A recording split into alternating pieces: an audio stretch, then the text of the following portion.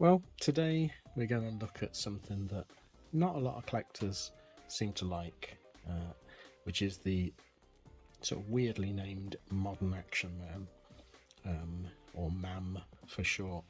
But we're going to look at it more from a toy perspective and an evolution of the body perspective, because it's quite interesting. You can almost see sort of, especially if you were collecting them when they were first coming out, you could see the evolution of the toy from something quite clunky to something quite sophisticated, but still incredibly successful as toys. Kids love them, but not very successful with collectors. And perhaps we can sort of have a look and see what the reason was. So when we were a kid, we had Action Man. This is a 50th anniversary one, so it's nice and solid. You know, he stands up well, not very movable, because you put him in a pose, you can play with him, he's great. But the drawback we had with classic Action Men is after a while of playing with them, they became loose and rather floppy. They wouldn't keep a pose, and incredibly difficult to get to stand up. And I remember as a kid, I had lots of sort of 12-inch action figures, like Action Man and the Marx figures, like Stony Smith and the I think it was called the Best of the West, or Johnny West possibly, Cowboy series of figures. And Action Man, although I loved him dearly, he was a useless soldier really, because he just won't stand up. So you'd put all your Action Men in a scene ready to reenact a battle, and one would fall over, take the rest with him. His joints were also sort of quite loose. You could bend him into positions that a human body shouldn't get into. But Action Man did go through a series of refinements. So originally you had painted hair and solid hands, which weren't very good for gripping anything. If we get a rifle, stay there. If you get a rifle, see how clunky he is. He's difficult. He can't really hold anything in these old hands, and look, his arms go backwards. So gradually they introduced things like the gripping hands, which are obviously much better, eagle eyes, fuzzy hair, and he was hugely successful. When he died out, as both G.I. Joe, let's just pop him down somewhere, G.I. Joe and Action Man, there was a fallow period where they went over to Action Force, little 3 3/4. I've got a couple here. Actually, got one here. So they went over to this scale, little Star Wars scale. And you can't really see it on him, but they had the Action Man face. And then these went from sort of World War II and action into space and fantasy, because that was obviously the big thing at the time. And then they stopped making these. Palitoy, I think, went bust. And there was a long time where you couldn't get 12-inch Action Men or G.I. Joes. And then you stand over there, mate. Look at that. I like him, he's tight. And then Target wanted a sort of anniversary 12-inch G.I. Joe for the collector's market. And so they had Hasbro produce what was going to be a one-off figure, and it was going to be called Duke, after the 3 3/4-inch figure. And it was a completely new sculpt. It wasn't the classic G.I. Joe head. They gave it fuzzy hair. It was a whole new body, and it had a fair few things sort of going against it, but a few things going with it. So it was nice and solid, stood up well, because basically it was being sold as something you put on your shelf. Kids weren't really meant to play with them. But one of the problems it had, they gave it this sort of almost saluting hand, even though you can't get anywhere near that position. And he couldn't grip anything with it. So much like sort of classic Action Man, the original, his hands weren't very good. So this sold really well, and they decided to put into production a new range of 12-inch G.I. Joes, and they went with 4 original ones. So they reintroduced Duke. So you stand there, mate. Yeah, so that can stand up. there was a reason they gave these figures stands. They're not very good at standing out. So they introduced a new Duke as part of the first wave of 4, and he's got a much more classic Action Man sculpt. Or as G.I. Joe, he's got the G.I. Joe Action Man scar. Duke, obviously. They improved the hands. They made him a lot more grippy, so he can now hold rifles much better. They gave him really oversized electronic weaponry, which was more gimmicky. The uniforms, on the other hand, were brilliant, and they did a series of 4. I've only got 2 of them, so I've got Duke and Cobra Commander, who had his own face sculpt. But the body they used for these was one of these, and it was very cleverly done, but was severely lacking. So it came with a twist head, so it wasn't a ball joint, it was just twist. Ball joint shoulders, ball joint hips, but then they went with this weird sort of covered, almost like a big gym style joint. So it's got soft rubber from there to there. You see it? So it's focusing from there to there.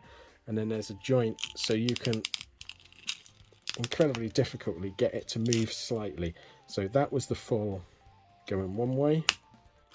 That was the full going the other way. Can you see it's not a lot of movement?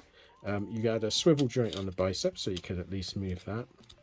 No wrist joints, which was a bit of a shame.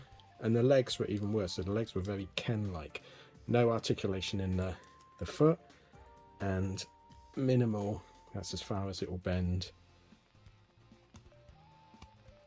You hear it. So it was a good solid body for a toy, very hard wearing, but not very poseable. And they decided to try and relaunch Action Man using this body, and basically using the 4 G.I. Joe figures. And the first, I remember Argos was one of the first shops to get them over here, and they literally took the G.I. Joe boxed figure and stuck a sticker over it saying Action Man. So you have figures with G.I. Joe uniforms, but in a box that said Action Man. And then the second wave, they actually printed up new boxes with Action Man on and changed the sticker on the uniforms. But we still had things like the Cobra Commander. Made no sense whatsoever, but they were really good. They really sold well. Kids loved them, and Action Man was back. In America, the 12-inch Hall of Fame, as they called them, quickly went from being the sort of spy-based 3 3/4-inch figure type range. They did quite a few, like Grunt, things like that.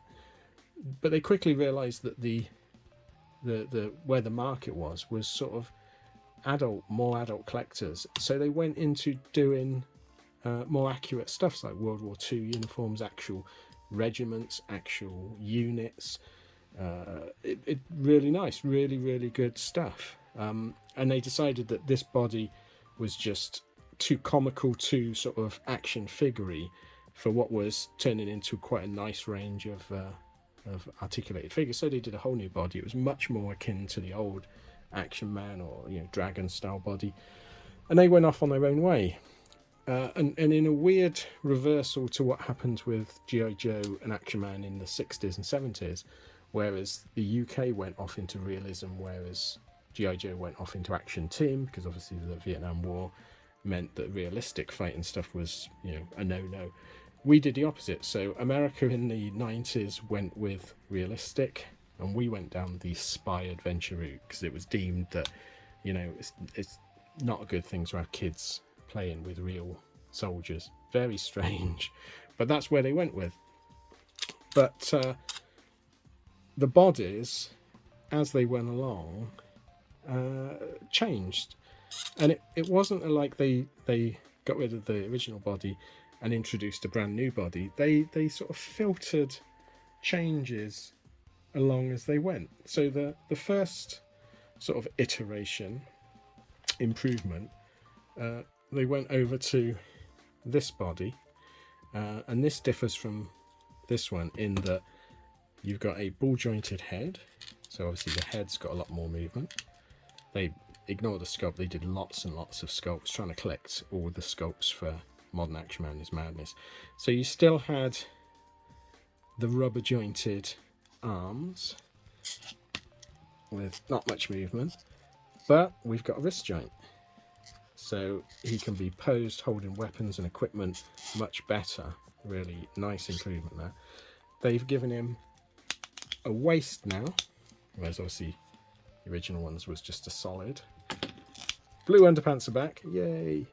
Still the ball joint on the legs, same knee joint, but then they gave him a ankle joint, so you could get boots on easier. They're not a lot of movement, but it really does help. Getting boots on these things is a nightmare. So this one had quite a range of different figures. What they quickly decided as well was, whereas the original Action Man was you might buy 1 or 2 dolls, also action figures, and the market was buying the uniforms and the equipment to go with him. With the 90s Action Man, they decided very rapidly that that wasn't the direction they wanted to go. They did release a few standalone uniforms, very boring stuff, copies of G.I. Joe stuff. They quickly went down the route of you bought a figure in a uniform or a costume as a package. You didn't need anything else to do that adventure. You bought a boxed figure, which was a different market to go down, but it did lead later on to variations, as we'll see. So this body sold for a while. They even did, in the 30th anniversary, they did a reissue of their version of the Action Soldier, and in America they got Action Sailor, Action Pilot as well. We only got the Action Soldier as Action Man, with a more traditional head sculpt, but on one of these new, more posable bodies. In fact, it's the next body along, which I'll show you. And this is one of my favourite figures. I love this. He's so solid and good. I wish they'd have gone down the World War II route with other figures. I'd have loved like a Nazi stormtrooper in that range. But they decided for that to do a whole new body, which is this fella. And this went on for a while. So we've got a much more ball jointed head. This one's actually got, very rare, the eagle eyes. You can see. So you can reenact Thunderbirds when they're looking worried and they're going, oh, don't know what's going on. So nice ball jointed head. You've got ball jointed arms. You've still got the bicep joint, but now you've got a proper jointed elbow. So much more movement in the arm. You've got a wrist joint. You've got the waist joint, the normal hips, but now we've got a proper jointed knee. Look at that movement. So now he can be posed much more accurately, and more importantly, he can sit in vehicles. And then you've also got a full ankle joint. So this was sort of the pinnacle that they got to of the clothed figure. We'll get to that in a second. So these came in uniforms. You could then dress them if you wanted to, swap uniforms between figures, but you couldn't buy spare uniforms. So like I say, you bought a figure, and it was a particular mission figure with everything you needed. And this went on for a while, and I think they got to the point where they thought, if you're not undressing the figure and dressing it up, because you're not changing uniforms, you're buying, because if you buy a new uniform, you got a new figure with it, so you're not changing the clothes. They thought that if that's the case, some of the clothes doesn't need to be removable, because if you're not swapping clothes, then you don't need clothes. It can be molded on. So they started doing bespoke figures. So you would end up with something like this, which is totally molded, but with still normal legs with cloth trousers. It's such a weird thing. I presume it's cost as well, because it's cheaper to produce this. Again, all new head sculpts. So we started getting figures that weren't traditional sort of Action Man style. They started to become almost just 12-inch action figures. So you would get things just in a weird sort of mishmash. So you'd get a figure like this, which is got the brand new legs, great, but he's got very limited movement arms because he was probably designed to go onto a bit of equipment like a dolphin or a jet ski or a motorbike. So they would start saving money doing it this way. They did. This was one of the later head sculpts. I really don't like it. I think it was actually based on the actor that played Action Man in the adverts. Remember the adverts? Action Man, the greatest hero of all. It was very strange. And then they would start doing even more bespoke figures. So like this one, he's the room guardian one. So he's like you put batteries in him and turn him on, and if anyone goes in your room, he starts pushing his head across and shouting things at you. So again, totally sort of bespoke molded body. Or someone like this, who was the sort of sand yacht driver, and this one, the helmet's all molded on, and it's designed that if you press the button on the back, if you look, the entire head folds down, the idea being that you can then look through his visor. You can't really see, it's a bit dark in here. And again, because he was sat on a bike, very limited arm movement, but he has got old style, barely movable legs, so right sort of mix and match of bodies. But the thing is, these modern figures are pretty much divided. You can pick them up in boot sales and on eBay for literally pennies. But from a toy point of view, they're brilliant. They're great. Kids loved them. And the reason was they're solid, they're tough, they hold a pose, and they're really playable. I mean, you can also, when they first come out, I bought up loads and I did my own custom figures. So like Snake Plissken, I made him all the uniform and his various guns and that, because they were dirt cheap. You can come up. That was one of the original heads, which unfortunately I don't have an original sort of head in my pile of Action Men. It was quite a soft sculpt, but I did like it. I thought it was a good sculpt, better than some of the later ones. So the poor fella's much derided. He's not really appreciated by collectors, but he was greatly appreciated by kids playing with him, which I think was the main reason. It's really, really successful until I think the costings just went through the roof and they gave up on him. And then when he did come back, he came back again, and he was this fella, the little short-armed Ken doll version. Great heads, terrible bodies. Somewhere between the two, there's a perfect Action Man. But yeah, so Action Man is still about. He's still in shops if you can find him. I hope they reissue him again.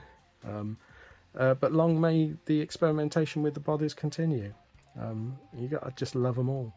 But yeah, give Modern Action Man a bit of love. He's a well-engineered toy.